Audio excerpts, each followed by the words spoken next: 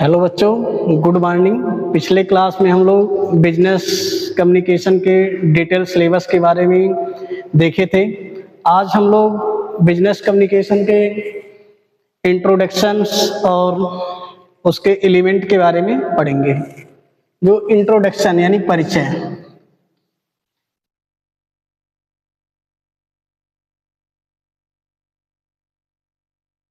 कोई भी व्यवसाय होती है, उसकी सफलता का जो आधार होता है वो कम्युनिकेशन ही होता है। जो भी व्यापारी होते हैं वो अपनी जो भी बातचीत करते हैं वो संचार के माध्यम से ही करते हैं, और संचार करने के लिए वो विभिन्न नेटवर्क का सहारा लेते हैं। और व्यवसाय संबंधित जो भी सूचनाएं होते हैं, एक व्यापारी दूसरे व्यापारी को अर्थात एक समूह से दूसरे समूह तक सूचनाओं का प्रसार किया जाता है। और इसलिए कहा जा सकता है कि जो कम्युनिकेशन है किसी भी व्यवसाय के लिए बहुत ही महत्वपूर्ण होता है। जो कम्युनिकेशन शब्द है, कम्युनिकेशन शब्द अंग्रेजी के कॉमन शब्द से बना है। कम्युनिकेशन शब्द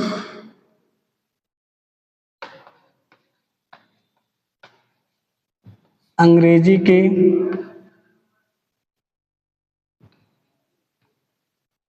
कॉमन शब्द से बना है। कम्युनिकेशन शब्द जो है अंग्रेजी के कॉमन शब्द से बना है।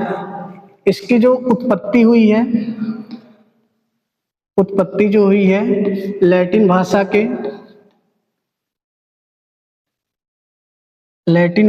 कम्युनिकेयर से हुई है। लैटिन भाषा जो है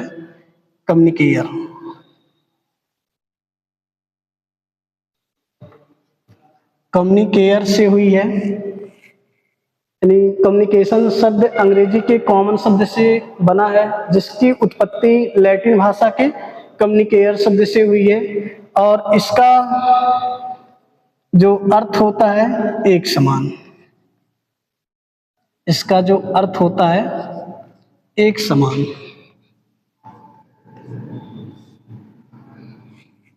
यानी कम्युनिकेशन वह साधन होता है जिसके द्वारा कोई विचार, कोई भाव, कोई सलाह एक समूह द्वारा दूसरे समूह तक पहुंचाया जाता है। ये हमारा संचार होता है। और सिंपल शब्दों में कह सकते हैं, संचार का आशय एक व्यक्ति से दूसरे व्यक्ति तक सूचना का प्रदान करना ही हमारा क्या होता है, संचार होता है। संचार जो होता है इसके विभिन्न माध्यम हो सकते हैं। यह लिखित हो सकता है, मौखिक हो सकता है, सांकेतिक हो सकता है। यह माध्यम जो होता है बातचीत हो सकता है, टेलीफोन हो सकता है, रेडियो हो सकता है, टेलीविजन हो सकता है, इत्यादि इसके माध्यम हो सकते हैं। अब इसका परिभाषा देखेंगे।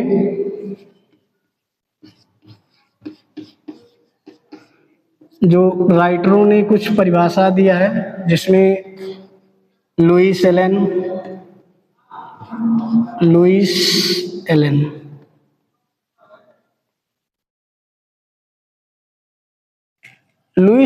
एलन के अकॉर्डिंग कम्युनिकेशन का जो परिभाषा दिया गया है, इन्होंने बताया कम्युनिकेशन वह प्रक्रिया होता है जिसमें कोई व्यक्ति अपनी विचारधारा को समझाने के लिए या उनको समझाने के लिए इस प्रक्रिया को अपनाता है, वह संचार होता है। अब कीथ डेविस के अकॉर्डिंग देखेंगे। कीथ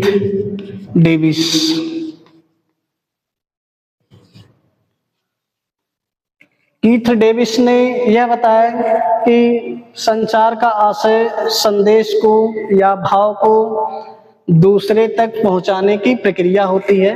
यह कीथ डेविस ने बताया, यानी संचार होता है। संचार का मतलब इन्होंने बताया कि जो भी सूचना, संदेश या भाव पहुंचाने की प्रक्रिया होती है। अब पूरी तरह से कह सकते हैं जो कम्युनिकेशन होता है इसमें कोई भाव, विचार, आइडिया एक समूह से दूसरे समूह तक या एक व्यक्ति से दूसरे व्यक्ति तक सूचना का आदान प्रदान करना ही क्या होता है, बिजनेस कम्युनिकेशन होता है, ताकि जो भी व्यावसायिक गतिविधियां हो आसानी से चल सके और व्यावसायिक सफलता को प्राप्त कर सके। ये बिजनेस कम्युनिकेशन का इंट्रोडक्शन रहा। अब इसमें बिजनेस कम्युनिकेशन के जो एलिमेंट हैं उसको देखेंगे, इसके जो तत्व हैं।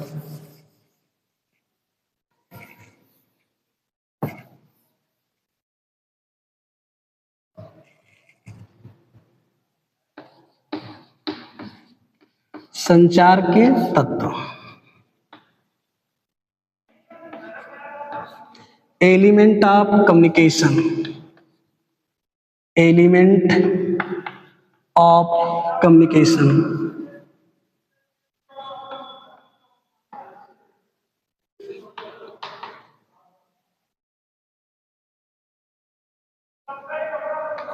संचार के जो तत्व हैं कुल 5 तत्व बताया गया है।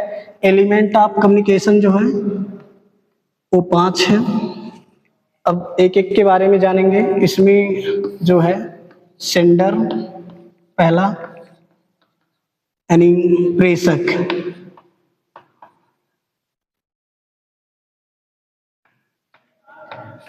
प्रेषक वह व्यक्ति होता है जो संदेश एक व्यक्ति से दूसरे व्यक्ति तक पहुंचाता है, और यही व्यक्ति मैसेज को, संदेश को लिखने वाला भी होता है। इसे लेखक भी कहा जाता है, संचारकर्ता भी कहा जाता है। यही व्यक्ति होता है जिसके मन में कोई भाव, विचार, आइडिया उत्पन्न होता है। अब इसमें दूसरा मैसेज, संदेश।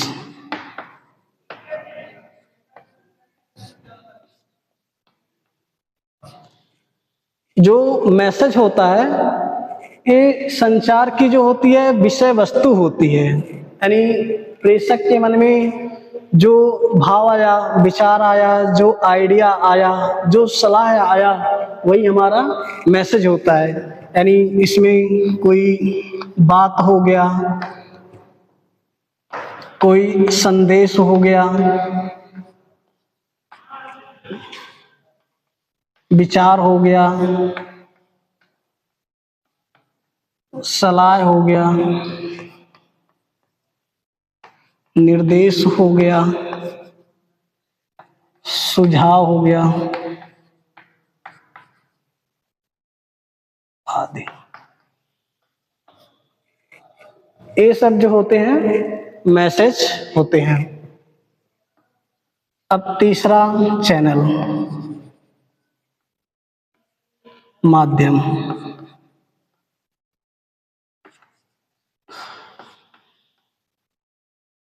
अब जो बात है, संदेश है, विचार है, यानी बात, विचार, संदेश यानी मैसेज को पहुंचाने के लिए जिस साधन की सहायता लिया जाता है, जिसके द्वारा मैसेज एक व्यक्ति से दूसरे व्यक्ति तक भेजा जाता है, वह हमारा माध्यम होता है।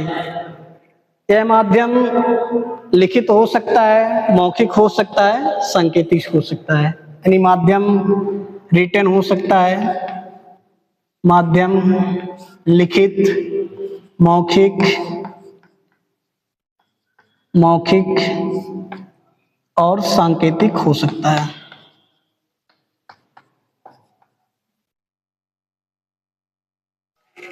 यानी माध्यम लिखित, मौखिक, सांकेतिक हो सकता है।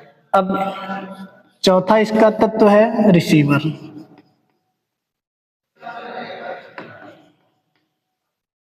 प्राप्तकर्ता।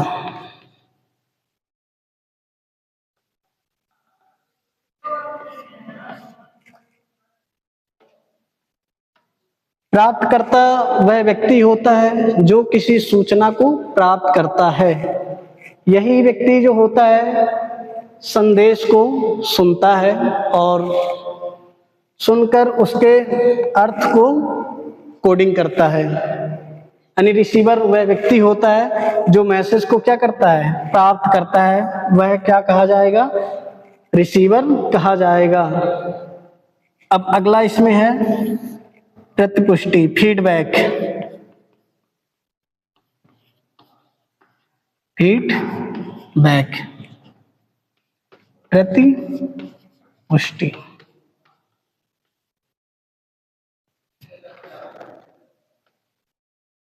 यानी संचार तब तक कंप्लीट नहीं होता है जब तक फीडबैक ना हो जाए। तो जानते हैं फीडबैक क्या होता है। ये प्रेषक जो भी मैसेज, आइडिया, विचार जो भी देता है, प्राप्त करता यानी ये जो रिसीवर है, सेंडर के बातों को या संदेश को, विचार को प्राप्त करता जब अच्छी तरह से समझ लेता है, उसके बदले में जो रिप्लाई देता है वो हमारा फीडबैक होता है। यानी यहाँ जो सेंडर है, सेंडर के बात को, यानी यहाँ इसके कह सकते हैं प्रश्नों का, सेंडर के प्रश्नों का ये रिसीवर जवाब देता है। रिसीवर जो जवाब देता है वो हमारा क्या होता है, फीडबैक होता है। ए एलिमेंट ऑफ कम्युनिकेशन है। कम्युनिकेशन होने के लिए इन 5 तत्वों का होना अति आवश्यक है।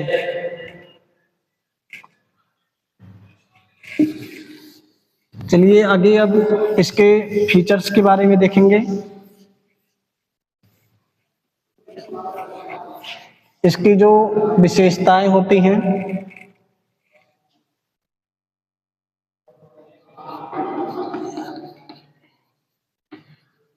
Feature of communication.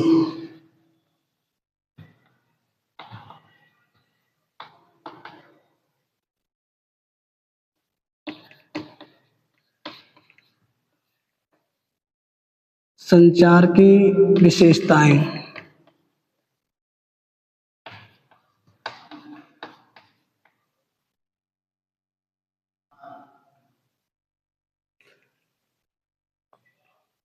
संचार की विशेषताओं के बारे में जानेंगे तो फर्स्ट टॉप पॉइंट वाइज हम लोग समझेंगे। संचार एक सतत प्रक्रिया है। संचार एक सतत प्रक्रिया है। Communication is the continuous process. Communication is the continuous process. संचार जो होता है एक निरंतर चलने वाली प्रक्रिया होता है। यानी व्यवसाय में जो आंतरिक और बाह्य पक्षकार होते हैं, इनके बीच निरंतर सूचनाओं का आदान प्रदान होता रहता है। अतः संचार जो होता है एक सतत प्रक्रिया होता है। संप्रेषण यानी संचार, दूसरा पढ़ेंगे संचार अर्थ संप्रेषित करने का माध्यम।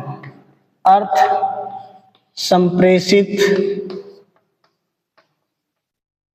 कम्युनिकेशन कन्वे टू मैसेज करने का माध्यम।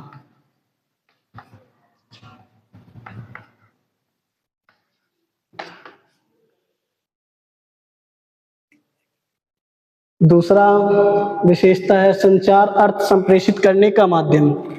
यानी संचार तब कंप्लीट माना जाएगा जिस भाव या अर्थ में सेंडर यानी प्राप्तकर्ता बात, संदेश दे रहा है, उसी भाव या अर्थ में समझकर प्राप्तकर्ता जब रिप्लाई देता है तभी संचार माना जाता है। अब इसमें अगला स्टेप है संचार द्विमार्गी प्रक्रिया है। संचार द्विमार्गी प्रक्रिया है।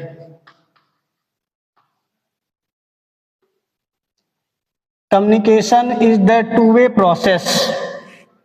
कम्युनिकेशन होने के लिए कम से कम 2 व्यक्तियों का होना जरूरी है, यानी 2 समूहों का होना जरूरी है। एक समूह के द्वारा संचार को दिया जाना और दूसरे के द्वारा उस संचार को प्राप्त करना यानी सुना जाना। यानी एक बात को कहने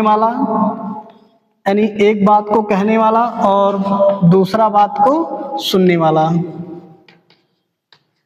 यानी सेंडर और रिसीवर। यानी सेंडर वह व्यक्ति होता है जो किसी बात को कहता है और रिसीवर वह व्यक्ति होता है जो किसी बात को सुनता है। तो संचार को इसलिए द्विमार्गी प्रक्रिया कहा गया है, कम से कम इसमें दो व्यक्तियों का होना क्या है, जरूरी है। संप्रेषण एक प्रबंधकीय कार्य,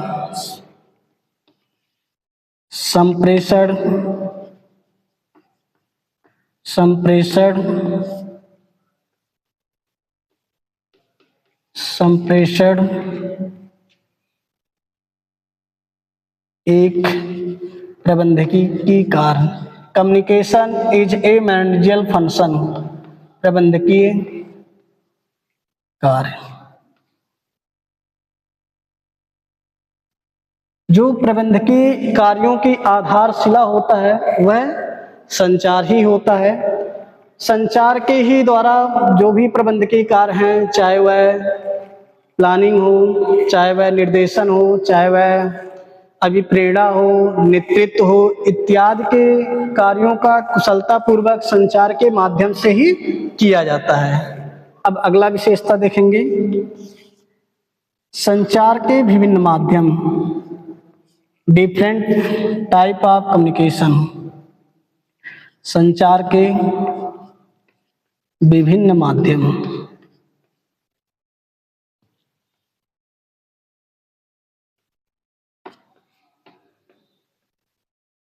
different type of communication channel. संचार के जो माध्यम हैं वह विभिन्न प्रकार के होते हैं, लिखित, मौखिक, सांकेतिक इत्यादि के द्वारा सूचनाओं का आदान प्रदान एक व्यक्ति से दूसरे व्यक्ति तक किया जाता है। आगे की क्लास में हम लोग कम्युनिकेशन के प्रोसेस और इसके इम्पोर्टेंट के बारे में देखेंगे। धन्यवाद।